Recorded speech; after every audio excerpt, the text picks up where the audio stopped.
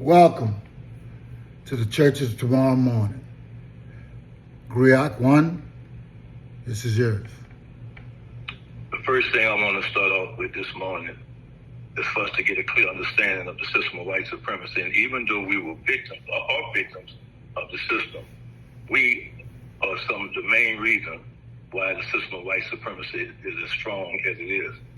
Because of our participation and our lack of unity, all it does is strengthen the position of things that adversely affect our people, our communities, and our long-lost brothers and sisters in Africa and throughout the diaspora.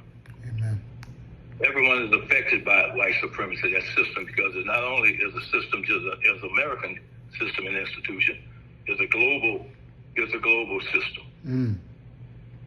With the advent of unsocial media, I call it, or the internet, they understood that will further divide our people by putting some of the most uneducated and ignorant viewpoints from people who really are non-historians and got a lot of pain, a lot of personal trauma that happened in their life, and what it is, they purvey that on the internet through self-hatred. And that means a lack of understanding of who they are, where they come from, and the denial of their African ancestry. Even today, when you mention the word Africa, it's like brothers grow hair. You could see how behemoth and how they talk, the hatred that's inside of them. I'm not African. They try to find every excuse to not identify with who they are and where they come from and what their spirit inside of them tells them, because they basically have lost those things because of their support for a system and for a man and a people that they admire more than they admire anybody that look like them, more than they admire their own mothers, fathers, and their ancestors. It's basically like a disease. It's something like, it's almost unexplainable, because Stockholm syndrome, you be around somebody so long, you be around this rabid dog, this flea-bitten dog, this racist dog, and what happens to you? You, from being around, from watching him every day, from wanting to be like him because of the position of power that seems like he have over others, especially over you.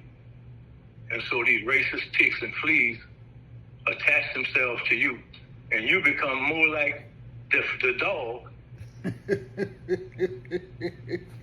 had the ticks and fleas. You become more infected, and you start doing the work and spreading those same ticks and fleas, those racist ticks and fleas, those personal dilemmas, this lack of knowledge of self, empathy,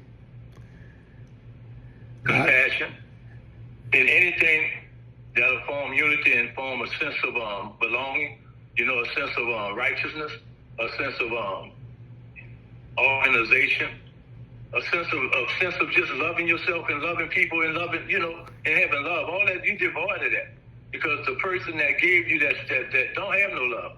These people are the greatest liars, murderers, and thieves in the world. And so from you taking upon those ways, you become the same way. Matter of fact, you become worse. Mm-hmm.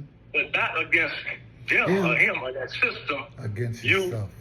Turn inside and do these same things to yourself and your own people. Right.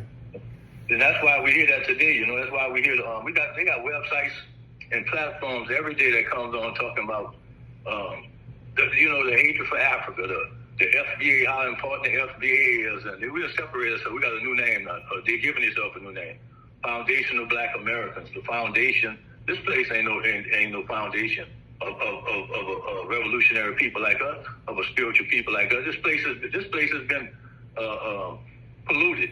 This place has been once these people got here, this place is no longer the place that it was in its existence and even in the eyes, not only in the eyes of man, but in the eyes of what these people call a God. Mm-hmm. There's something wrong here. This place turned you sick. And this sickness is global, because what they did here, they did it first in other continents, and you can see the similarities between us here in the diaspora, and especially in Africa. And now, every time we get a leader that gives us any kind of unity or whatever, they cut the head of the snake off.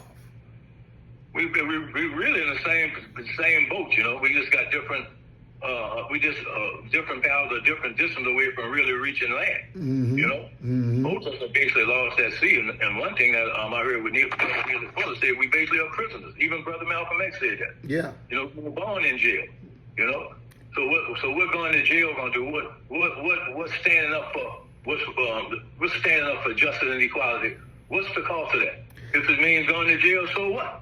If it means, you know, if it means like our ancestors did, they died for us to be here. You know, they sacrificed.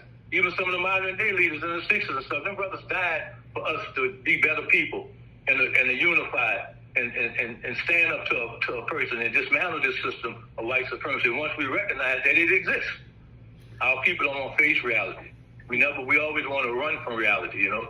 We create false worlds and we teach fairy tales to children when they're born, you know. We teach Santa Claus and all kind of lies to our children, and then we sit around and talk about why they like they is, why they do this and why they do. Well, they started off with a lie, and you was the liar because you've been lied to, so you just pass those lies down.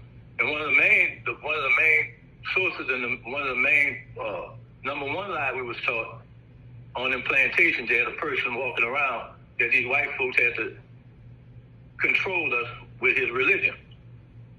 So they had to find what I call I don't know if I can say this, but I'm going to say it anyway. Because the title of this is called The N Preachers. And everybody knows what the N word means. Mm-hmm. So this is the creation, and this was the foundation of them basically controlling us. Because they took our spirits. They took what was inside us. They took everything, language and customs and so they had to work. They had to work on the mind, you know. They had to work on the psychology of a person. They was masters at that, trichonology. So on the plantations, they formed what I call the N preacher. So this would happen, and this is how it go. Every preacher has a teacher. The bullshit has to be passed down, teacher to preacher, master to slave. The one who has mastered the art of bullshitting and lying must find an unqualified student, one who has been closely observed in order to be an apprentice in the field of slave psychology. On the plantations of America, a new religious man was created. With his top hat and Bible, he began the task of assimilation. Can you imagine this naive black slave being taught the Bible by his master? Remember, the student is a slave. And he's being taught this from a book of 1,000 murders and 1,000 quotes of so-called wisdom and forgiveness, and also a book of 1,000 lies. While being taught about dead man Jesus, his father God, flying angels, and a land of milk and honey, they even had the nerve to teach this unqualified student. They had the nerve to even teach him about hell, an underground burning pit. So who wants to live in hell? Who wants to live in hell? So the student nigger preacher will sell out his people to any book of words that the teacher taught him. He did not want to go to hell twice. He was already living in hell on earth. And his fear of going underground after death sealed the deal on his teachings and what he would teach to his people. He would preach another man's religious beliefs to his people, even if it meant their perpetual servitude for 1,000 years. This original nigger preacher and everyone after him has lied and stole from their own people to protect their master's beliefs. Not their beliefs, but their master's beliefs. The main reason was to go to heaven, meet white Jesus, and be given a set of wings. Then he can fly back to earth and make sure his ancestors are following religious protocol.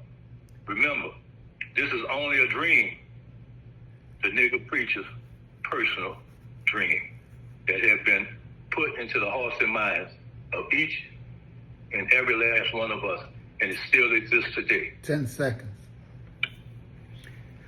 Before we go, I want to let you know one thing. You think slavery was over it? No.